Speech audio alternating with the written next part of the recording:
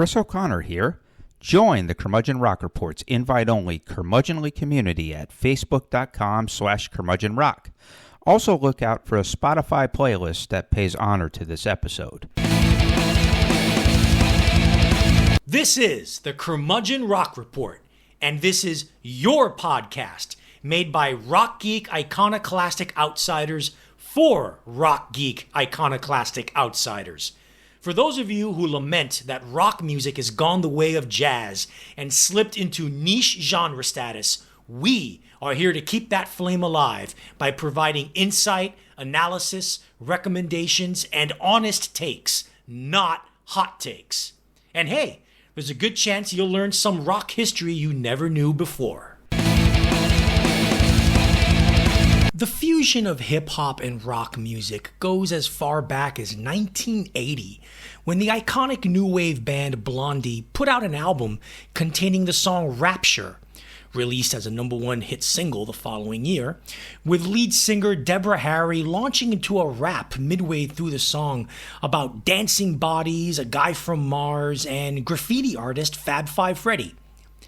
Another important crossover happened in 1986 when the legendary hip-hop group Run DMC released their classic album Raising Hell, featuring what is basically a reworked cover of Aerosmith's classic rock staple Walk This Way, with the group rapping what was originally Steven Tyler's scat vocals. More enduring, though, is what happened in the mid-1980s, when a Los Angeles band by the name of the Red Hot Chili Peppers emerged with a highly original hybrid of funk and rock that featured frontman Anthony Kiedis rapping on all the songs. No one was doing anything like this at the time, and by the end of the decade, a slew of bands started dipping their toes into the waters of funky rock with rapped vocals. Most notable of these was Faith No More, whose 1989 album, The Real Thing, featured the single Epic, which blew up the following year as a worldwide hit. Lead singer Mike Patton's rapped verses are way out in front, with the band's heavy metal attack approximating an actual hip-hop beat. This hybrid of hip-hop and rock was perfected a few years later when another LA band called Rage Against the Machine took the world by storm and altered the rock landscape with their self-titled debut album. Here you had a band that offered deep funk grooves masked in heavy metal rhythms, bludgeoning guitar riffs that alternated with sound effects resembling hip-hop turntable scratches, and an actual rapper in frontman Zach De La Rocha, whose highly politicized rhymes dealt with racial injustice, political corruption, socioeconomic disparity, and the dark, evil underbelly of consumerism and capitalism. It was as if Led Zeppelin and Black Sabbath decided to start dating Public Enemy and NWA, with Fugazi as the chaperone. A new subgenre of rock was in full bloom, and at the time, one could be forgiven for thinking that this development would inspire and influence a new generation of bands and artists that would build on the innovations of the Chili Peppers and Rage in positive and artistically interesting ways. Nope, not what happened. While a new generation of bands indeed were inspired, what they went on to create was the very unfortunate subgenre known as nu metal. Mostly unoriginal, lowbrow, lunk-headed bands with an even more lunk-headed, ugly, hyper-aggressive brand of metal that featured juvenile lyrics of shallow, self-absorbed, spoiled child frustration and deeply misogynist intent in the lyrics. This subgenre's popularity lasted from the mid-1990s through the very early noughties, and the biggest and most inexplicably popular band of this ilk was, of course, Limp Bizkit. Aside from the skills of guitarist Wes Borland, has there ever been a rap metal band less talented and more devoid of real artistic merit than Limp Bizkit? Their fusion of rock and hip-hop was generic and cliché even within their own timeline. Much of the acrimony toward this band, however, was and still is toward lead singer, quote-unquote, and rapper, quote-unquote, all in quotation marks, Fred Durst, and justifiably so. Is he the single most musically untalented figure in rock history? He couldn't sing, his rapping was even worse, and his lyrics were atrocious to cringeworthy levels. Even more so, has there ever been a more annoying, obnoxious frontman? He combined the bully bluster of macho jock dude bros with the mannerisms and utter lack of taste of mindless frat boys. It seems that his only talent was networking with record executives in order to give his band a ridiculous push and effectively directing otherwise terrible music videos. And then, more than 20 years after the phenomenon of Limp Bizkit thankfully faded away, there are these questions. Why the hell did people like this band? What was it that people saw in them? Forget about musical taste. What kind of people are Limp Bizkit fans anyway? Ugh. For as unpleasant as it is to delve into this wretched band's discography, these questions must be answered by yours truly, Curmudgeons. Welcome to the Curmudgeon Rock Report as we give a detailed explanation as to why Limp Bizkit are shit. Well, it's really kind of shitty and not appropriate in an episode where we are going to take a gigantic shit on the discography of Limp Bizkit that we have to open this episode memorializing the deaths of two music legends of the 20th century. One of them, Sly Stone, the main person, of course, from Sly and the Family Stone, and Brian Wilson of the Beach Boys. Two people who were absolute, not just legends, they're just pioneers and groundbreakers, and two guys who just altered the entire pop music landscape in their own ways and influenced countless other bands and artists for multiple generations. Chris, let's start with Sly Stone. But what would you say his, biggest legacy thing is with him? With Sly Stone, the legacy is basically making fusing funk with pop and with making a multi-ethnic rock and roll that combined elements of funk and pop and party music and putting that all together, and then just having this singular vision of, he had a lot to say, and just putting it out there, and just sort of this vision of positivity, but also not looking away from all the bad stuff that was happening. And so his voice and his point of view with the musicians that he was bringing, Larry Graham was his bassist, and one of the best bassists of all time, and Sly just knew how to arrange. He knew how to rock the house. He knew how to really get to the funk and really get to the heart of the songs that he was doing. He was a real genius, and just I think his main gift was for arrangement and for feel. Like he could feel the grooves as well as anybody that ever lived, wouldn't you say? Yeah, and you have to realize before him, nobody was merging funk, R&B, soul, pop, and rock the way he did. When he was doing this, George Clinton was still doing orthodox R&B. Yep. Right. And Sly Stone hit that road first.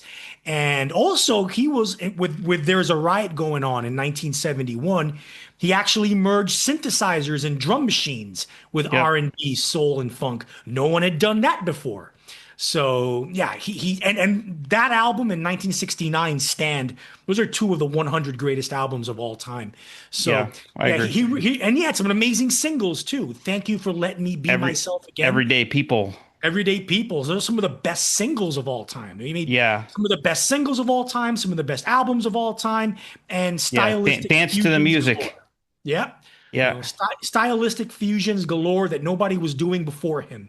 So yeah, I mean, he's there's a reason he's revered. And later this year, Questlove of the Roots, who is now a documentary filmmaker, is putting out his movie about the life of Sly Stone and the career arc. That ought to be fascinating.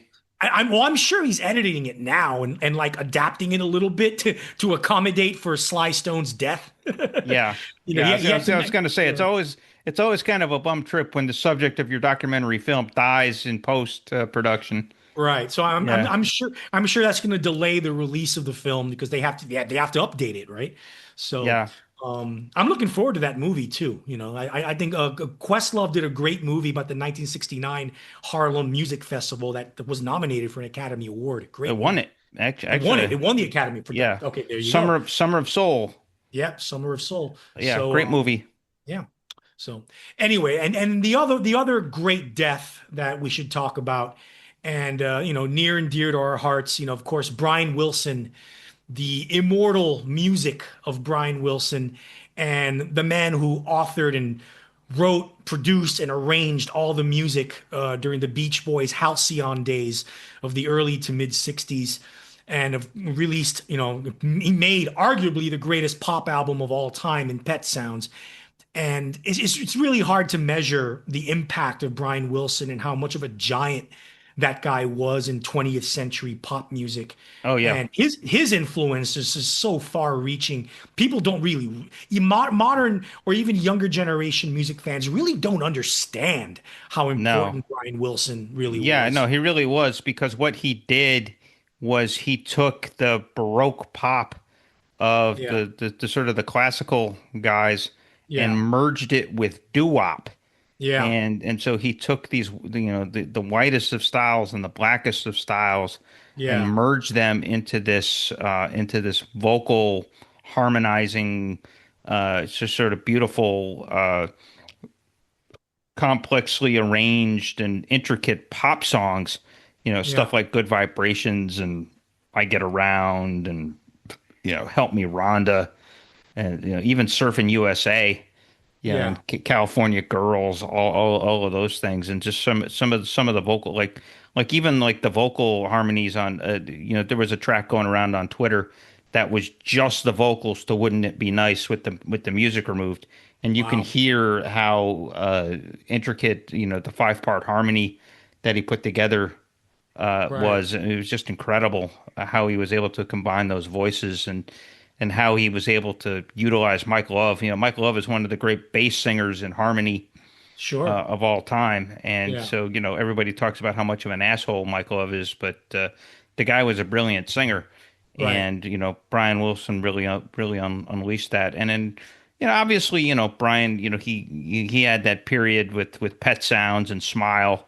And then right, some of the stuff he wrote in the post meltdown era records, yeah, Surfs Up and yeah, add some music to your day yeah, and some of that stuff, which was just fantastic and just really sad and almost heartbreaking. Like some of the bossa nova stuff that he did on Friends, yeah, which is just so sophisticated and so intricate and so weird and so cool.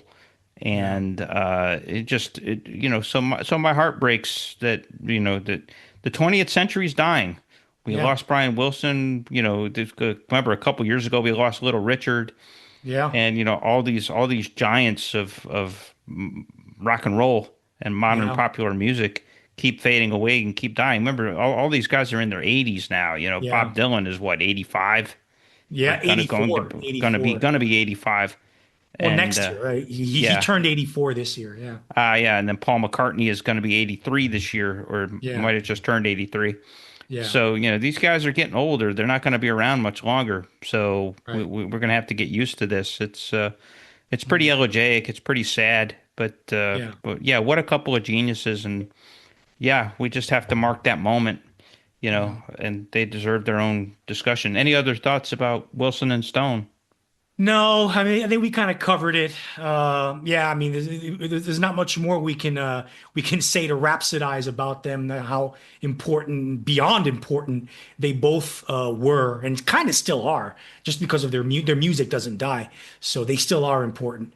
And we just hope, let's just hope younger generations of fans continue listening to them. And if you like this band, if you like that artist. They were influenced by somebody who was influenced by Brian Wilson and Sly Yeah, Stone. absolutely. So So, go listen to A Family Affair and God Only Knows. yeah, Two of the very best songs in the rock canon, and report back to us with your amazement. Reach out to us at curmudgeonrock@gmail.com and just say, "Oh wow, that yeah. is something. That is something." I'll Well, tell you what else is Chris, something. what is something, Chris? What? there's this place that we like to go to that's just really dynamic and really cool and really neato. But you're right. I hear the sound. Yeah, Oh, there's here the it comes. sound. There's the sound. Parallel universe, baby. We're going to the other side of the space-time continuum, where rock and roll is still the thing, man, and still dominant, and is still selling actual physical units, and is still selling out arenas and selling out stadiums. And it's not just Coldplay and like 19-year-old girls pretending to be rocker chicks. It's it's actual bona fide stuff that's still out there, and people are still wearing denim jackets, and they're still wearing leather pants, and and nose rings, and it's awesome, baby. It's awesome.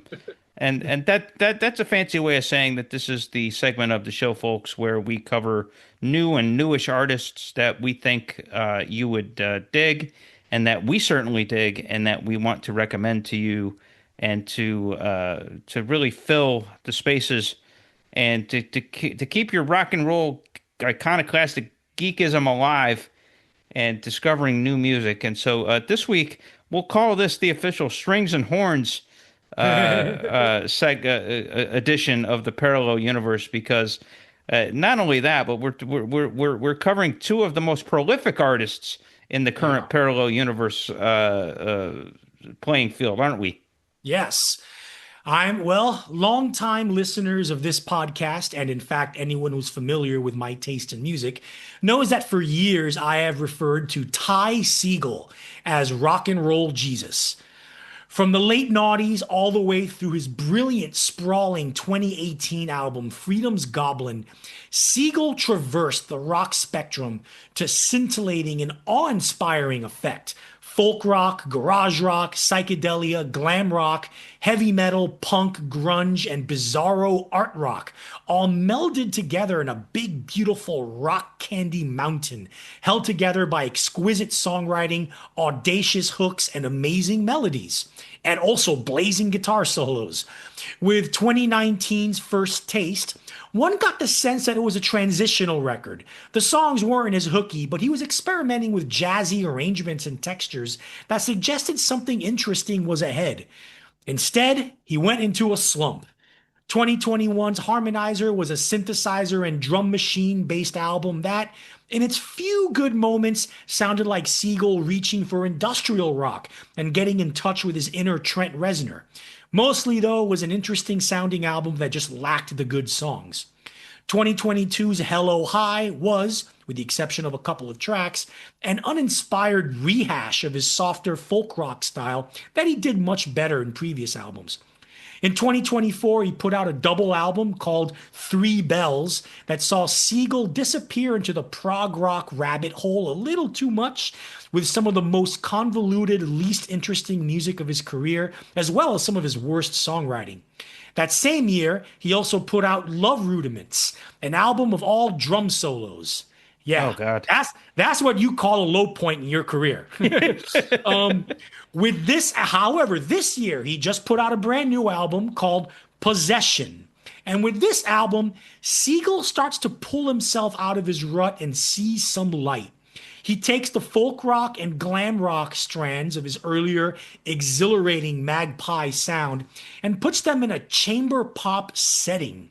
String and horn arrangements abound that manage to be both beautiful and punchy, and more importantly, without smothering the songs. The songwriting itself is much improved from his recent efforts, and a possible reason for this is a surprising and welcome embrace of 1970s West Coast melodic singer-songwriter pop into his sonic palette. Recommended songs include the waltz tempo opener Shoplifter, the super groovy Fantastic Tomb, and the infectious T-Rex meets Fleetwood Mac pop of the title track. A solid 3.5 out of 5 stars. This is a recovery record for Ty Segall. Hopefully, with the next one, he'll approach the greatness of his hot streak of the last decade. Chris? Yep, a pretty good recovery. I would say that, you're saying that it's glammy and kind of folk poppy.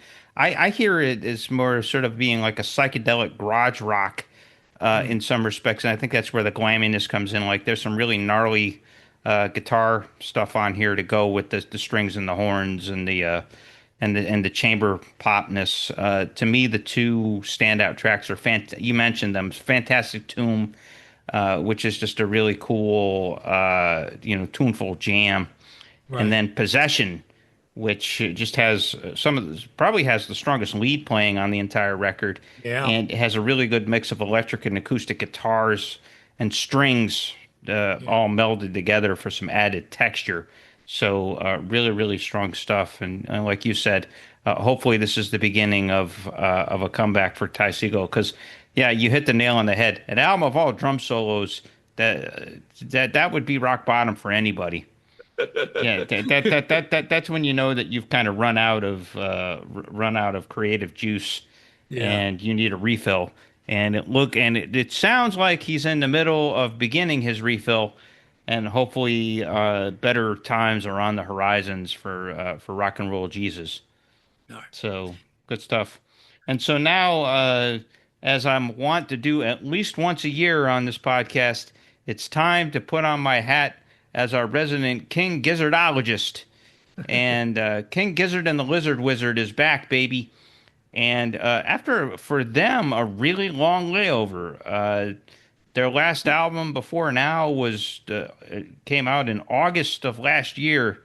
Yeah. And that was the album Flight B741. Now, as of within the last 48 hours, they have released their first album since then. So you're talking 10 months. And there's a reason for that, Chris, because they've been touring like crazy. Last year, they did a massive tour, a North American tour. This year, they're going to do another massive North American tour, plus a big tour of the UK and Europe. So that's why their album production is kind of pared down a bit in the last couple of years. Which makes sense. If they're on the road, they're not in the studio. And so it's not like 2022 when they released 5 albums. And only 2 of them were good. And yeah, exactly. Only two of them were any good. So there was that. But anyway, I'll always recommend that you listen to a new King Gizzard and the Lizard Wizard album when it comes out. There might not be a more adventurous band on the planet than them. No one challenges themselves to discover new horizons quite like King Gizzard. Phantom Island, as the new album is called, is the 11th studio album that this band has released since we launched this podcast back in January 2021, and it's their 27th studio album overall. It's also the 9th that we're covering here in this Parallel Universe segment of the show since we began it. So this is the 9th King Gizzard record that's getting the Parallel Universe treatment. Over the course of these 11 records I'm talking about, King Gizzard has covered just about every pop rock genre imaginable, including a couple of unfortunate forays into hip-hop. Yeah, Australian white boy musos probably should stay away from rapping. But anyway, their volleys into new territory don't always work. Out of the 11 releases, I'd say 5 of them are better than pretty good, and some of them are terrible. But Phantom Island is another King Gizzard record that counts as pretty good, though in spots it's a hell of a lot of fun. You see, they recorded the basic tracks for this album at the same time that they recorded their previous album, again, last year's Flight B741. Much like on that album, the songs here delve into early to mid-70s hippie slop rock and MOR classic rock, once again invoking bands like Traffic, Nazareth, and the Moody Blues. But this time they put a new wrinkle into the mix. Stu McKenzie and bandmates hired British composer and arranger Chad Kelly to add string, horn, electric piano, and woodwind overdubs. Now these hippy-dippy songs effectively become something of a disco rock. The results are decidedly mixed. Kelly's string arrangements turned lonely cosmos into pure saccharine mush, and the sci-fi slop of Space Sick gets even sci-fi sloppier and dopier. But then there's the flip side to that, in which we get a few of King Gizzard's most inspired songs ever. These include the Aerosmith meets Chicago meets Kool and the Gang boogie of Dead Stick, the flutes, horns, and rhythm section guitar-driven groover Sand Psych, or Pan Psych, the gentle electric piano rocker Aerodynamic, and rollicking sunny outlook album closer Grow Wings and Fly. Best song on the album, in my opinion. Yes, which possesses Kelly's best overall strings and woodwind treatments. As some of those song titles suggest, Phantom Island extends the thematic strand of Flight B741, namely the freedom that comes from floating through the air, though in this case everyone is on a boat riding the waves up in that sky, or something like that, maybe. The weird concepts on Gizzard albums are almost always puzzling, but are almost always fun. Between this album, Flight B741, and 2022's awesomely jammy Ice, Death, Planets, Lungs, Mushrooms, and Lava, one may presume or perhaps hope that King Gizzard has its 70s radio rock obsession out of its system. They've taken the AM radio dial love seemingly as far as they can. So then what's next? That's the most really the most fun element of tracking this band for this here podcast. This band has proven they'll try anything as the whim hits it. Me personally, I want another speed metal album, like 2023's Petro-Dragonic Apocalypse and 2018's Infest and Rat's Nest. Those tend to be their best works, but hey, we shall see. Art, what say you about Phantom Island? Yeah, this album is a little better than the previous one, but that doesn't say much because I thought B741 was a piece of shit, except for like one decent track. I have a lot of issues with this album. Lyrically, it's terrible. It's just more of that. It's more of that sci-fi fantasy bullshit. But the way they incorporate the lyrics into the songs is really clumsy and awkward.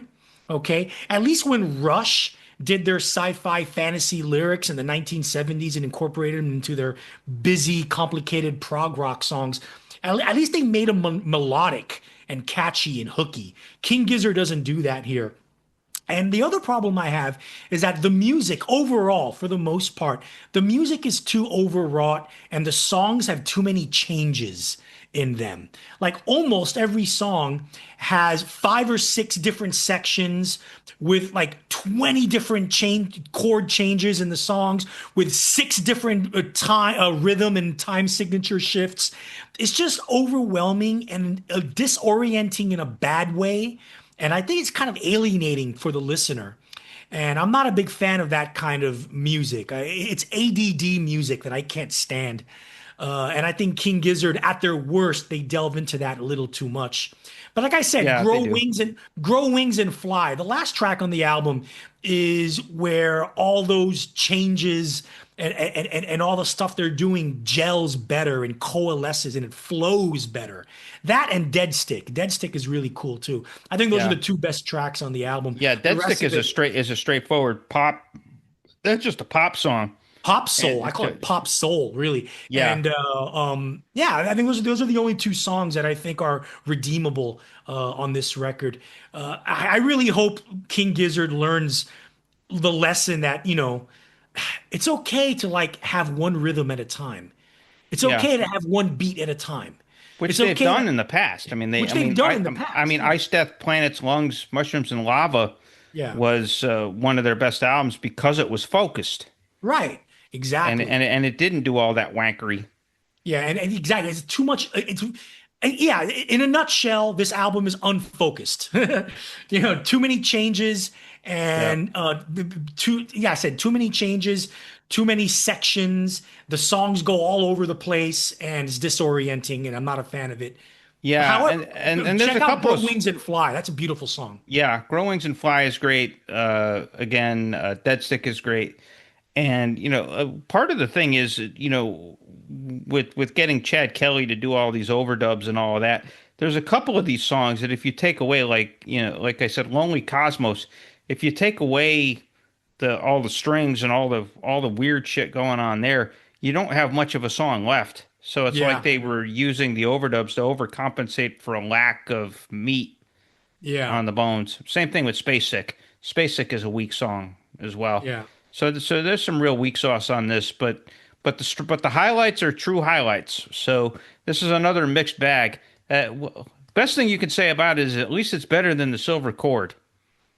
God, what a horrible which was a piece of shit from 2 years ago, where they hey, look at us, we're doing krautrock, even though they weren't doing anything close to krautrock. Yeah, it was supposed to be some kind of like techno rock that was just awful, and so at least it's better than that. Chris here again.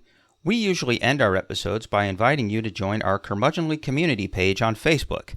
Well, we're picking up our efforts there. Know people just as passionate as us about rock and roll? Invite them to join in the fun. You don't actually need our permission to do so.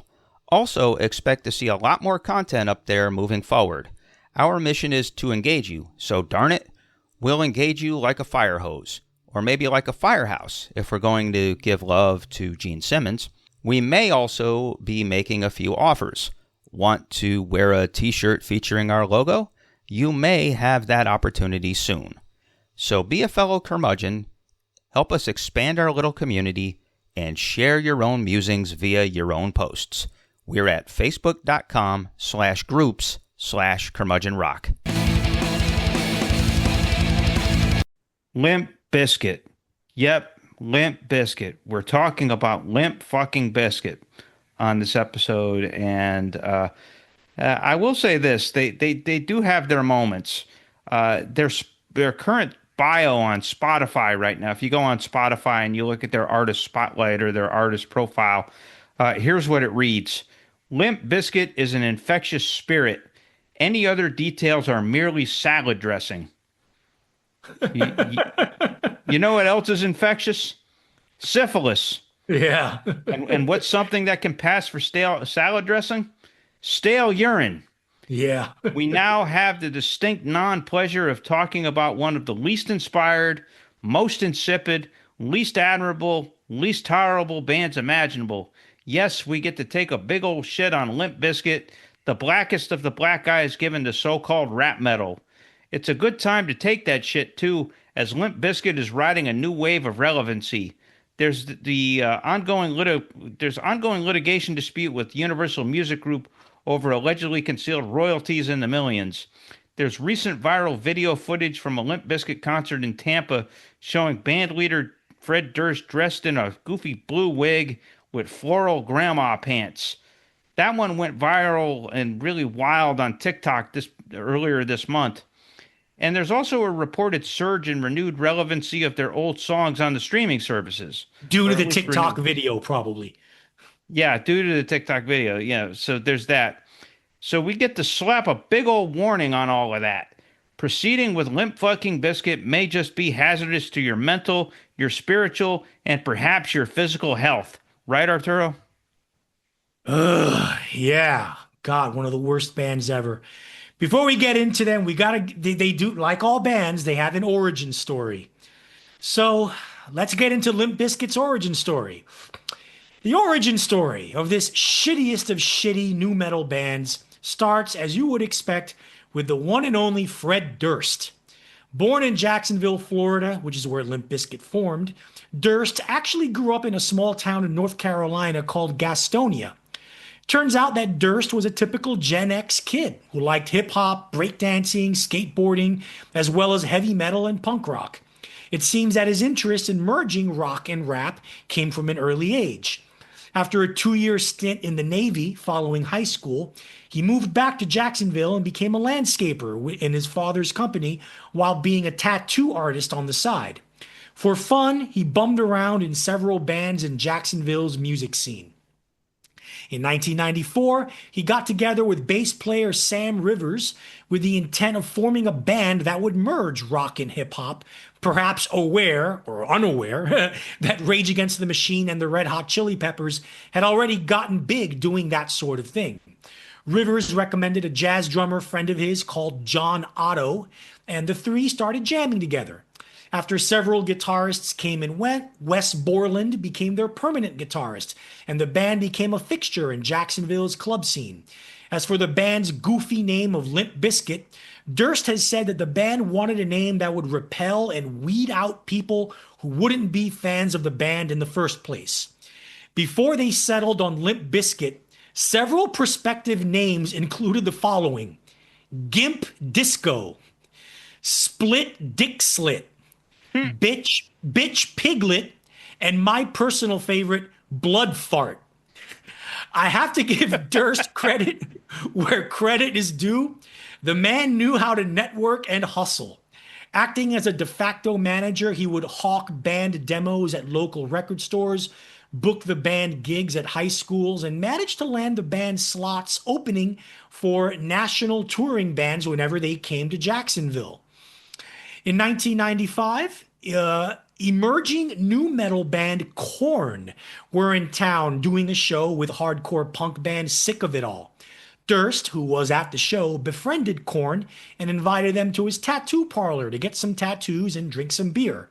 He played them a demo tape of Limp Bizkit songs, and they were impressed enough to invite Durst and his band to open for Korn on a couple of national tours that proved invaluable in exposing Limp Bizkit to a bigger audience. Around this time, the band wanted to expand its sound by adding a second guitarist, but they soon changed their minds and decided that a DJ/turntablist would suit their music better. Using their increasing music business connections, they managed to enlist DJ Lethal, formerly of the hip-hop group House of Pain. The DJ element really brought out the hip-hop in Limp Bizkit's sound, which apparently didn't sit well with guitarist Borland, who quit the band. Although not for the last time. In either late 1995 or early 96, while opening for Korn at a Hollywood club with whichever guitarist they had at the time, Jordan Schur, the head of Los Angeles-based indie label Flip Records, was impressed enough by Limp Bizkit to offer them a deal as well as manage them. However, as a serious car accident with the band's van flipping over 5 times resulted in serious injuries for all involved, delaying the recording of their debut album by several months. This near-death experience must have deeply affected them as well as Borland, since there was a reconciliation that resulted in Borland coming back to the band. Ross Robinson, who produced Korn's first 2 albums, was enlisted to produce what became Limp Bizkit's debut album, $3 Bill, Y'all, starting in late 1996. By the time of the album's completion the following year, Jordan Schur was able to secure a distribution deal with Interscope Records, and the horrible music of Limp Bizkit was on its way to reach the mindless masses. But before we get to that awful debut album, what say you about Limp Bizkit's origin story, Chris? What unfortunate shit this is that it happened. And I will say this: they're from Jacksonville, which up until Limp Bizkit formed was actually a pretty solid hub for rock and roll. Lynyrd Skynyrd's hometown. Lynyrd Skynyrd, as far as I know, Tom Petty got his start. He's from Gainesville. He's from Gainesville. Okay. Yeah. But hey, North Florida, so close enough. So if you want to talk about the wider North Florida, you've got Skynyrd, you've got the Outlaws, you've got several other kind of hillbilly rock bands, and there was some good rock and roll in the water. But then Jacksonville comes in, or Limp Bizkit comes in, and spoils the Jacksonville water. Boo, hiss, for all time. And, you had to know, like Jacksonville is one of the more redneck cities in the country. And so, they're the underground rap metal superstars of the Jacksonville scene. That there is white trash as it gets. The tattoo artist in the underground in Jacksonville, Florida for rap metal. Yep, white trash. Absolute pure white trash. That's what you're getting. And so that's what I have to say about that. On this episode, we took a big deserved shit on Limp Bizkit. For the next episode, we're going to start a new ongoing series based on our parallel universe concept. Longtime listeners know that our Parallel Universe segment is where we review new albums by bands/artists who, in a parallel universe where rock music is still a popular mainstream genre, would be superstars. There are many bands and artists near and dear to yours truly Curmudgeon's hearts who have decent, respectable cult followings and critical as well as musicians respect, yet don't have the widespread fame and popularity that they deserve. Our first episode in this series will delve deeply and wholeheartedly into the discography of a hardcore favorite of this podcast, veteran American indie darlings Built to Spill. Join us next time as the Curmudgeon Rock Report brings you Parallel Universe All-Stars present Built to Spill. So, yes, this band has a discography, a very unfortunate one, but we gotta talk about it if we're talking about Limp Bizkit. So let's go into their first album, $3 Bill, y'all, from 1997. I mentioned at the beginning of this episode that Limp Bizkit's brand of rap metal was cliche and generic, even for their own time. And that is no more apparent than on this putrid excuse for a debut album. The Red Hot Chili Peppers broke ground for this hybrid style, and Faith No More were the first to take it to global popularity. Rage Against the Machine perfected the formula, and in doing so became one of America's best bands.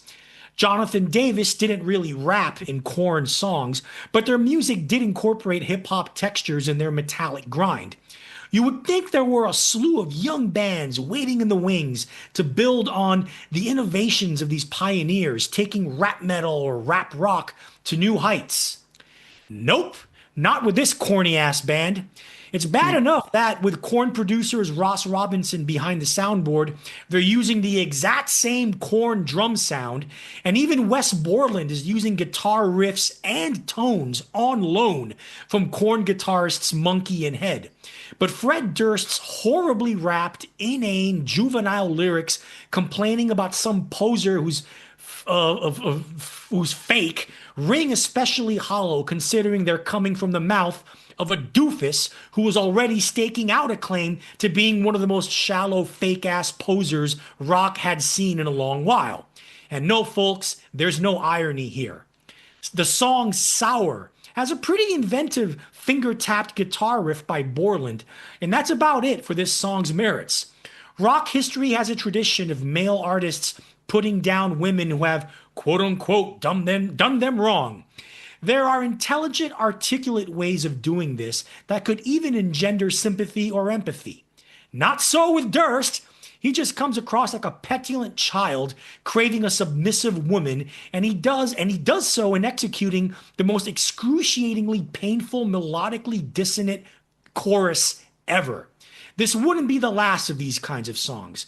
The big breakthrough hit came in 1998 when Bizkit's version of the George Michael classic Faith became a smash on both MTV and rock radio. To this day, I have no fucking idea how this version got so popular. It's a dumbed-down, atonal skronk of tasteless, childish venting. And the attempt at irony just falls flat. Ooh, lightweight 1980s pop song done as super aggro 1990s nu metal. Isn't that cool? No, it's not. It's just trash. According to Borland, not only did George Michael himself hate the cover of this song, but he hated Limp Bizkit for covering it. That makes him one of, like, millions of others. Chris? Yeah, absolutely. George Michael is just like us, man, except for the whole getting caught masturbating in a public bathroom thing. Well, anyway, yeah, this album, my problem with this album is it's just boring. Yeah. And the reason it's boring is, as you stated, it basically apes the Korn's first record. Yeah. You know, right down to the producer, right down to the tone, right down to the tunings, right down to Sam Rivers copying Fieldy and his bass style, and even Borland, who's a hell of a guitar player, and we'll get into that a little bit more. I mean, he's a really talented guy. But here he's sticking to the fake ass Korn riffs, like, you know, the riff on Counterfeit is just counterfeit. I mean, you know, unironic. It's an unironic counterfeit song about being a counterfeit, which is just strange. And then there's just some weird stuff on here too. And like you said, you know, there's Durst misogynistic lyrics, which are terrible. But then he's got the song "Nobody Loves Me," which is just him just whining about how women, you know, aren't giving him the proper respect. But in the middle of it, he does this oddly weird, bad impression of Maynard James Keenan from Tool. From Tool. All of a sudden, he's got this, you know. very, very toolish kind of voice, like almost an attempt. And, the one thing you could say about Durst on this record, and we'll get into this as we get into the other records, he doesn't do any singing on this record. It's all rapping and screaming. Yeah. But it's bad rapping and really terrible just really terrible screaming. And, you're in bad shape when the best song on the record is probably the song Leech, which is actually a leftover from its demo. And it's probably because it's the one that sounds the most like Korn.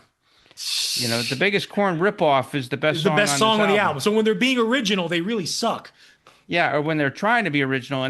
But that's the thing. On this record, they're not being original. Everything is derivative. Everything is a Korn ripoff. The only thing that's not a Korn ripoff is Faith, and Faith is just pathetic. Yeah, because they don't even maintain the melody to it. It's like one of the best melodies. Yeah. Yeah, it's like one of the best melodic pop songs of the 80s, and they turned it into just screamy, weemy, shitty witty. Yeah, totally. Yeah, it's just terrible. It's dull as shit. All right. Next. Yeah, I agree. Next, Significant Other from 1999. This is the album where Limp Bizkit inexplicably blew up to ridiculously huge proportions, for a little while being one of the biggest bands on the planet. A lot of uber-aggressive, macho jock frat boys, uneducated suburbanites, and basic normies with no idea of rock music outside of Clear Channel, now iHeartRadio, owned radio stations were enthralled. I'll admit that lead single Nookie has a nifty little bass line, but then it degenerates into Fred Durst's juvenile tantrum about, again, a woman who did him wrong. In a vacuum, hearing about a woman who does nothing but take his money and cheat on him with his friends can elicit some sympathy. But then again, if I were a woman and dating a meat-headed mook like Durst, I would cheat on him too. Rearranged has another, seriously, Rearranged has another pretty cool Sam Rivers bass line, but then it descends into Durst's obnoxious persecution complex that, by this second album, had become really, really old really quickly. What compounds it all is the utter devoid of hooks, aside from that bass line, the most decidedly least catchy chorus ever, and a lack of anything interesting from guitarist Wes Borland to add, especially shitty because he's supposed to be the band's secret weapon. Chris, I know you like break stuff, but I'm sorry. This is, alongside Drowning Pool's horrendous song Bodies, the absolute nadir of nu metal, the bottom of the barrel of low common denominator sophomoric anger, completely devoid of any kind of mature articulation, much less adult articulation. People to whom this shit appeals are people, even if they're teenagers, whose IQ level must be questioned. As a young adult in his mid-20s living in New York at the time, roommates with you, Chris, I found it appalling that such artless, lowbrow, pedestrian, simpleton crap was ruining my beloved rock and roll. Actually, back then I had another name for it that we can't really use today because of heightened sensibilities. Let's just say, take the N-word, replace the N with a W, and add the word trash. In other words, suburbanite or low-income white people who liked to act and look black. And, more importantly, and much worse, felt that was a justification to act and talk all stupid and be a bully asshole. That's what Limp Bizkit's music represented then, the kind of people it attracted then, and I've got some opinions as to what those people are like now, but I'll save that for later in this episode. Yeah, Chris? Here's a hint, mostly Trump voters. Yeah, that's exactly where I was going. Mostly Trump voters. Let's talk a little bit about Break Stuff. I have a Jekyll and Hyde relationship with Break Stuff. Now, let's talk about the Fred Durst part of this.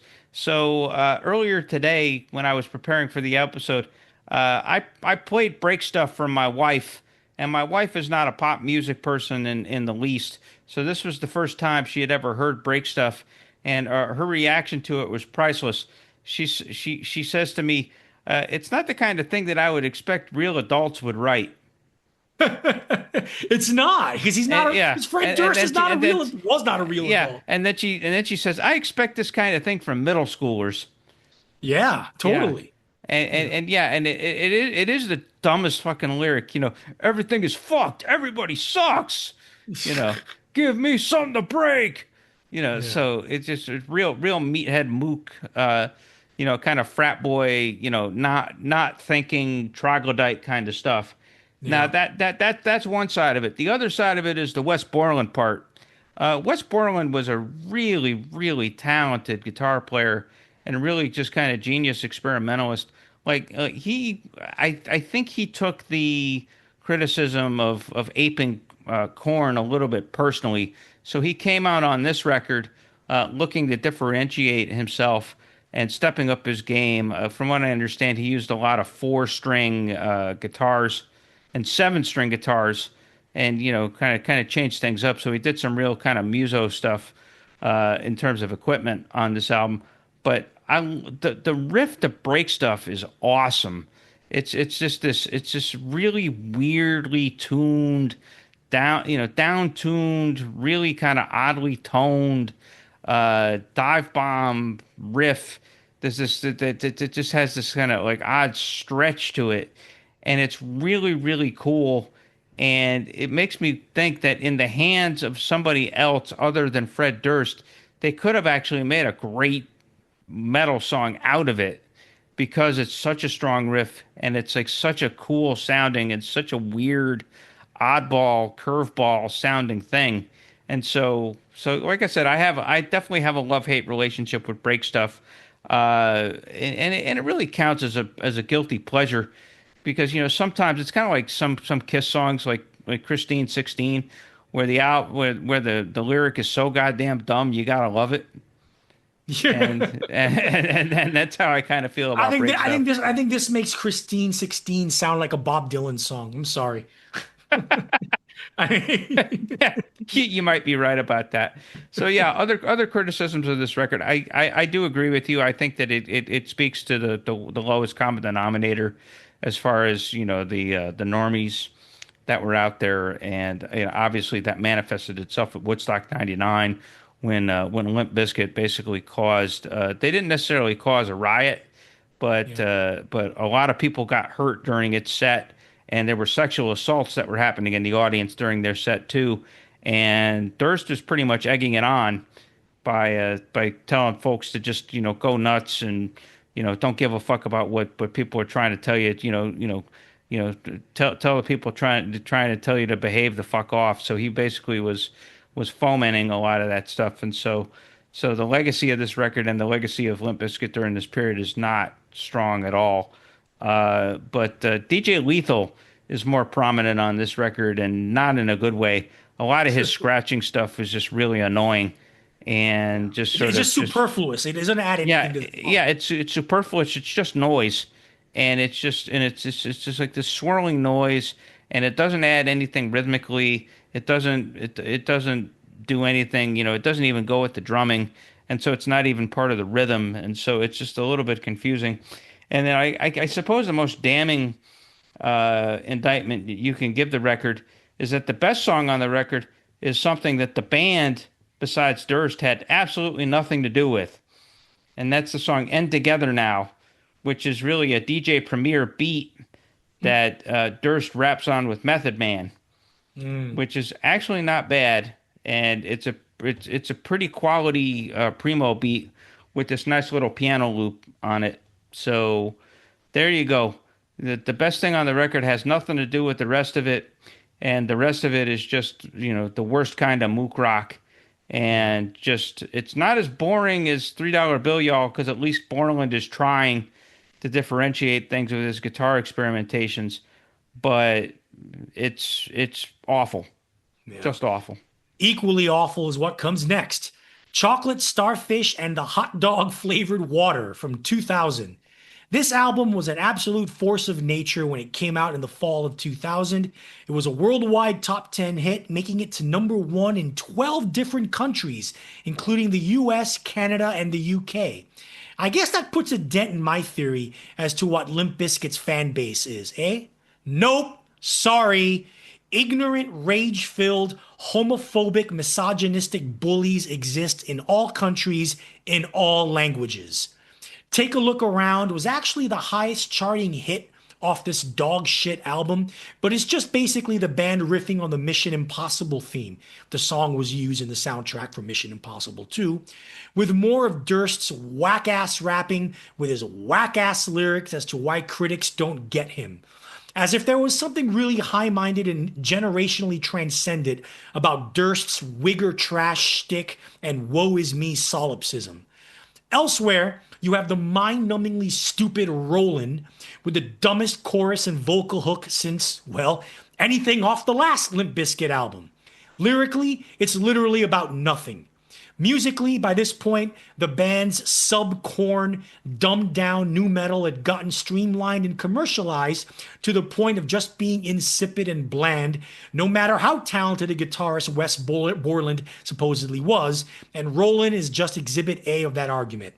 No, My Generation is not a cover of the classic song by The Who. That would come with the next album. But it is yet another of several songs in this terrible album where the band, and more specifically Durst, is all about their hubris and, more annoyingly and distastefully so, how important they are to their generation. If this is the band of the millennial generation, then no wonder said generation gets a bad rap. My Way, yes, they take the title of another classic song, this time from Frank Sinatra, was the last real hit Limp Bizkit would have and is exhibit B of the statement I made earlier. They had just gotten formulaic, as if that formula was ever that good to begin with. Mid-tempo groove in the verse, DJ Lethal doing some scratching, Durst rapping very badly about a woman who did him wrong, then the band explodes in the chorus with Durst exclaiming something really stupid. In this case, he's leaving the girl, and it's his way, his way, his way, or the highway. Oh, so original. Overall, it's an album so bad that even guitarist Borland saw the band was at a dead end, no matter how commercially successful they were at this point, and left the band after the touring cycle for this album. Chris? Yeah, basically, the band got so bad at this point that Borland got bored and got ashamed and quit the band. So that shows you where they were. Yeah, this band is awful. Just a lot of nonsense on this record. The album, it's basically Significant Other Part 2. And by this point, they had sold 7 million copies of Significant Other. And so they had become like these big stars, and Durst had become this big persona. And he spends this album playing up to that persona, which is that of an aggressively angry, obnoxious asshole, and playing to type. And like you mentioned, some of the things that are annoying, like the first song on the record, "Hot Dog," quotes Nine Inch Nails to the point they gave Reznor a writing credit. They quote Guns N' Roses. They have a song called "My Way." They have another song called "My Generation." Living It Up samples the Eagles' Life in the Fast Lane. And like you said, they steal the Mission Impossible theme to just spin a boring-ass Durst rap. I mean, they were just clearly phoning it in. Remember, they were on tour when they did this record, and so they were just doing something to come up with, they were hot, and their record label was like, let's have something else to release, and so they gave them that. And even like, we call Borland kind of a genius, but on this record, he's just phoning it in. He's nowhere near as inspired. He's just, he seems like everything's hastily thrown together, and he's just going through the motions. There's only one song that he gets kind of tuneful and melodic on, and that's the one called "The One." And that's about the only spot where he's inspired. Yeah, you talked about "Rollin'." That is one of the most atrocious singles, not only of 2000, but of the entire 21st fucking century. Cliched, plodding, phony, profane, lazy, dull. It just, you name it. It is just terrible. And then even worse is there's a remix version of it later on in the record that it's the Urban Assault version. And this is a Swiss Beats remix where he kind of sort of makes an echoey hip hop beat out of the original Rollin' beat, and you get guest verses from DMX, Redman, and Method Man, all of which suck. It's basically D-list DMX, Redman, and Method Man. And again, they're rapping with Durst, and it's just a joke, and it's atrocious. And even those guys, you bring those guys in because, like on the last record, at least there was an oasis to be had when Method Man and DJ Premier came in. Here, it's still a piece of shit. There's no saving it. And then you also have, the unfortunate thing where Scott Weiland comes in to lend vocals to the song "Hold On," which is just like, what the fuck? What are you doing, Scott? You're way better than this. Yeah, I was going to say, what are you doing trying to legitimize this clown in a red Yankees hat? Yeah. It's just not good. And like I said, Durst plays to his angry, aggressive, obnoxious asshole persona. And, years later, even he admitted it. And just kind of an interesting quote here, although it's actually kind of galling because it's almost like he's blaming the media for how much of an asshole he came across as. So this is from an interview that I found that he did with Metal Hammer in 2013. And here's what Durst has to say about himself during this period. He says, quote, "There was always a lot of pain in my life. Mental and physical abuse happens regularly in my life. I've been bullied my whole life, but I also love having fun and getting crazy and being silly and outrageous. We always had that in our band, and a lot of people didn't understand that. A lot of our songs are ferocious and original, and it was a reaction to a life of being bullied. It was also a celebration of fun sometimes, and a lot of the metal world didn't understand that. A lot of the metal world would be thinking, what is going on with that band, and what the fuck is with that singer? What the fuck is he doing? I didn't know either. I created that monster. I'm Dr. Frankenstein. I created this thing, and I wanted people to interview me and put me on a television, and the label were calling and telling us we had hit songs on the radio. They'd say, you wanted to be a filmmaker. Go direct a video. And I was just like, what? And it keeps going. At some point, you have to think, I can't do all this all the time. I can't be this guy all the time. This is just a creature that I created. How do I feed this thing all the time? It's not who I am 24/7. But when I became that Tyler Durden guy, referring to Fight Club, there were just no rules. It was like shooting up. The needle's in, I'm fucking going. Not literally, because I never touched drugs. It was crazy. Everywhere I go, I'm there in person, but I was carrying around this giant person behind me on a chain." And then the interviewer asked the question, did it feel like people only wanted to write about the Tyler Durden side of Fred Durst? And he says, absolutely, man. When you're in that moment and you're a simple person from a simple background and you're thinking, how did I become a rock star? Why do people care what I do? It's a wild thing. The more they focused on me, the more they fed the beast. I can't kill the beast. I can't get away from it, and that persona ate me up. I was homeless and I was tortured before being in this band, so I'm not complaining because I know what the bottom tastes like, but I was not a happy boy. To which I say, yes, you were. Everything he says there actually would be okay and wouldn't be so bad if he had included the following words. I let the Tyler Durden angry, aggressive, obnoxious side of me take over, and that's my bad. That's my fault. That's it. That's all I needed to say. Yeah. Had he said that, but he seems to blame the media for it. Yeah. You just say, yeah, I let that side take over. My bad. That's it. Yeah, and he never says my bad. He's just like he blames other people for letting him get. It's like, you trapped me in this, and I'm like, no, take responsibility for being an asshole and for basically being unsafe. I mean, as a role model, he was unsafe because of like stuff like Woodstock '99 and because of another incident they had at the Big Day Out festival in 2021 where a fan got crushed because of bad security and them not realizing that. So so bad stuff. And so what a shithead. Speaking of bad stuff, the next and last album we're going to talk about, Results May Vary, from 2003. One of my favorite YouTube music channels belongs to Todd in the Shadows, where Todd has several different ongoing series.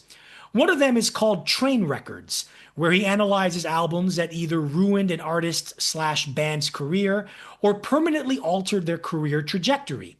The production company he works for must have a lot of money since they're able to license all kinds of videos and footage. Anyway, the latest installment, which came out just, I think, last month, covers this very album by Limp Bizkit and makes the very solid argument that this is the album that not just ended their career, but also put the final nail in the coffin of nu metal and rap metal. And thank fucking God. For a band as profoundly awful as Limp Bizkit was, this record reached new levels of abhorrent awfulness. This was supposed to be the album where they explored new sounds and broadened their stylistic horizons.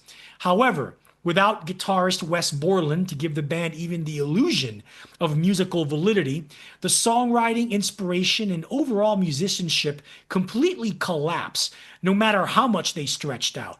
These guys, or Fred Durst specifically, have always had a mean streak toward women in their breakup songs that border, if not cross into misogyny. But lead single Eat You Alive, a song about unabashed lust, comes off as so creepy and stalker cringy that even this hits the misogynist scale. Consider the following lyrics. Hey you, Mrs. Too Good to Look My Way and That's Cool. You don't want nothing at all to do with me, but I want you. Ain't nothing wrong with wanting you, 'cause I'm a man and I can think what the hell I want. You got that straight? No doubt that, no doubt. I'd love.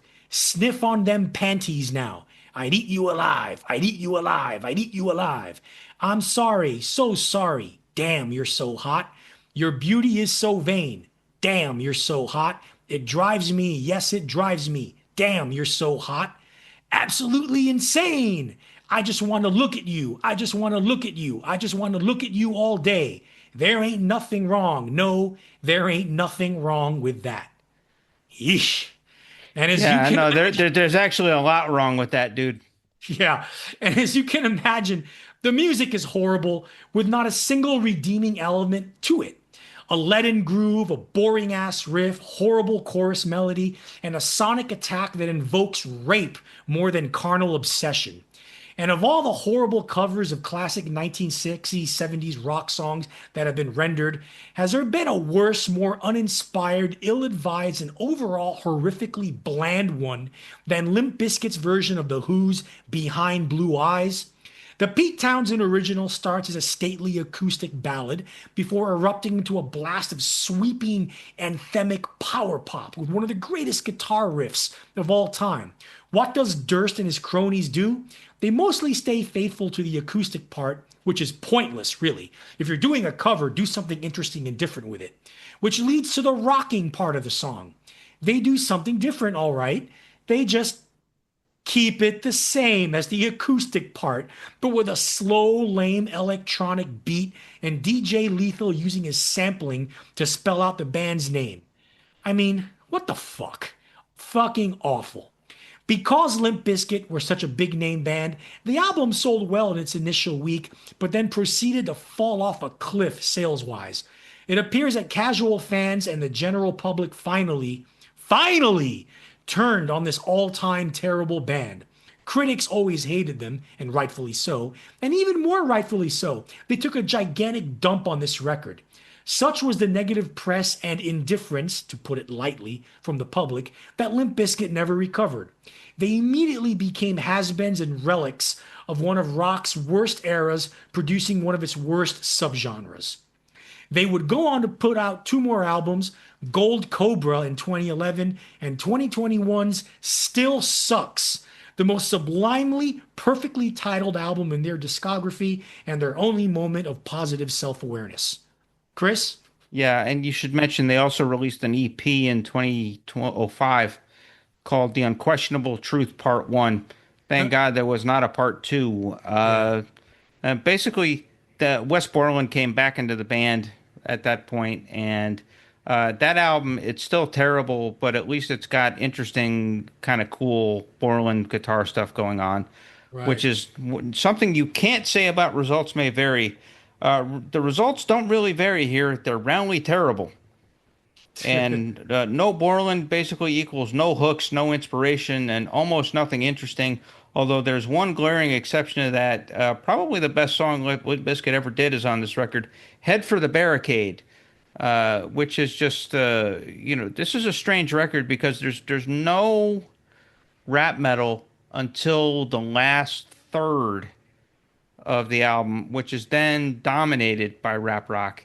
And Mm. Head for the Barricade is one of those rap rock songs, but it's actually probably the best song in the entire Limp Bizkit catalog. Just a really great riff and a really great groove, and it speeds up into this engaging metal fury. But outside of that, oh God, there's like not a single good hook. There's not a single memorable chorus. There's not a single memorable musical concept. It's all boring. It's all maudlin. It's all, like you said, creepy. Eat You Alive supposedly was about Britney Spears, who Durst had an obsession with there for a little bit in 2003 when he was working with her. So God, a song like that about Britney Spears, imagine that. And of course, knowing Britney, she probably loved it. Yeah, but yeah, it just and then but the Behind Blue Eyes thing is just terrible because they don't even try the rocked out part. When it has that acoustic opening for two verses, and then the original, and then it breaks into the serious like rockin' If I Swallow Anything Evil part. They don't even try that. They actually add a third verse that they wrote themselves to it, which is Yeah. just corny as fuck. I And know. then the album ends with the worst song they ever did called Drown, which is this droning power ballad. It's an attempt at something serious and dark, but like the rest of it, it's hookless and formless. It's just, what a gross record this was. It's just gross. It was boring. There's just nothing interesting going on. It's insipid and just flat and yuck, poo, shit, pow, yuck. Yeah. There's just not a single good song on it. It's just really atrocious. Yeah, there is one. Head for the Barricade is a great song. It's a shockingly great song and probably the best song that they ever did as a band somehow. But the rest of it is a piece of shit. All right, folks, we have given you the Limp Bizkit chronology and explained why they are shit. And we're pretty convinced that you're convinced that they're shit. But how? But now we got to answer a simple question. Chris, why the fuck did people like this shit? That's kind of a complicated question. I think the thing with new metal and one of the things that made Korn so appealing was that they turned heavy metal music into therapy for a lot of broken kids. A lot of kids that Sure, grew up that with I understand. Yeah, sexual abuse and physical abuse and bullying and being miserable in high school, and they needed that catharsis. And Korn came up with that aggro metal hybrid to really help them cope through it. And bands like Limp Bizkit kind of rode that wave of further aggression and further, like appeal to these broken young men. And I could see why that had appeal, but you would think that these kids would have taste too, and apparently they didn't. They didn't differentiate between Korn and the Deftones and like Limp Bizkit. yeah, One of these bands is not like the other, yeah, you know. yeah, yeah. And I and mean, and then if you get the in that same Metal Hammer interview that I quoted from before, Durst actually makes an interesting defense of new metal, and I okay, guess it kind of explains and kind of answers the question of why people like this shit. So it's like yeah, this. Durst says, quote, "New metal was left of center, man. New metal was a moment in life when the walls were breaking down between genres and the emotions were high about that. People were either high on the emotion of things being fresh and exciting in terms of new sounds and urban music coming into heavy music in a big way, or they were rebelling against that. People who liked different kinds of music got what they wanted for the first time. It was that one moment in time when the planets lined up and we all got to share that moment together. That moment meant something to a big group of people who had never been heard before. That's what it was. People were searching for a new outlet, and maybe that'll come around again. It was a special moment. It was the moment like the Beatles and rock and roll and Led Zeppelin happened, and they were all new waves that spoke to people who hadn't been heard before. All of these bands shared their pain with people who felt the same way. New metal let people open up, and it meant something to people. It really did. End quote. See, my counter to that is this whole merging of hip hop and rock came well before nu metal came along. Yep. Okay. The merging of hip hop and rock started with the Chili Peppers, and it goes Faith No More. And then on to Faith No More, and then on to Rage Against the Machine, that did something interesting and brilliant and original, innovative, and smart with it, while also appealing to the masses. Okay, you could argue that was the peak of that. It was Rage Against the Machine. And then with Korn, they didn't really rap, but they had hip hop textures. And I'm not a huge Korn fan, but I do give their first album credit. And you're right. I mean, there is an outlet there for, young people from broken homes who are abused. It was something for them to hold on to, an outlet for their emotions. And I give the first Korn album respect for that. But Korn inspired a shitload of awful bands, though. Yes, they did. And Limp Bizkit is the worst, if not among the worst of them. And I'm not a big fan of the Deftones either, so fuck them. But yeah, so this whole thing, nu metal is that moment in time. No, what we know is nu metal was a watered down, dumbed down, shitty version of what came before, which is the early 90s. Chili's, Rage, Faith No More, that shit. Yeah. That's I think that's definitely true, and so I think it's easy to defend, but it's hard to understand. And again, it just never underestimate the bad tastes of the masses. No, I know. I mean, you always got to give. You always Creed, Nickelback. Yeah, you always got to give it up for the lowest common denominator. It's what keeps us going. It's like these days, like how like hip hop artists like Travis Scott have an audience, which he's I think the worst of mainstream hip hop right now. He's just awful. Yeah, absolutely. So bad music stands the test of time. It kind of does. Like I said, good music might be going the way of jazz, but bad music is here to stay, baby. And the fact that Limp Bizkit is making a little bit of a comeback with a new generation of kids is proof that that bad music even gets recycled. Hence, we have our parallel universe. Hence, and we prefer to live there. Damn it! I want to spend most of my time in the parallel universe. I want to be where the rock is still fluffy as clouds, and it makes you feel good. Right. Absolutely. And that will be the focus of our next episode. But just to give you a hint, our next episode will be it's parallel universe related. Let's just put it that way. Yes, it's parallel universe related, and I think you people will be happy about our choices there, and you won't have to suffer through the pain and anguish of another Limp fucking Biscuit. Yeah, that we guarantee, folks. And with that said, as we always do at the end of these episodes, we encourage you to join our fabulous Facebook Curmudgeonly community. It's a rollicking time up there. Art keeps us in really good YouTube footage, and we get some pretty good interaction. Facebook page, a friend of ours, Music We Love, is a frequent flyer contributor up there. So is our friend Jeff Baker. Hello, Jeff, and hello, Music We Love. Hello, Dan.